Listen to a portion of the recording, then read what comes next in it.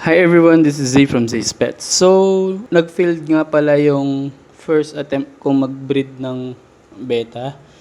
Nangyari is kinain nitong male yung mga fry niya. So, akala ko nung una is binabalik niya lang sa bubble nest. Tapos napansin ko pakonti ng pakonti yung mga fry. So, hanggang sa nakita ko na lang is ubos na. So, itong female pa rin na to yung gagamitin ko dahil ito lang yung female beta na nandito sa mga setup ko. Yan, kino-condition ko lang ulit siya. And doon sa egg spot niya, may egg na nakalabas na ulit. So baka next week siguro is isasalang ko na siya.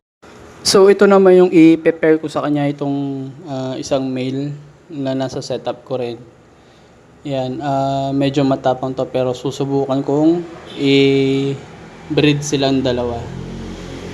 So, yun, update ko na lang kayo sa next breeding ko. Siguro baka next week. Yan. Yun lang muna for today's video and happy pet keeping!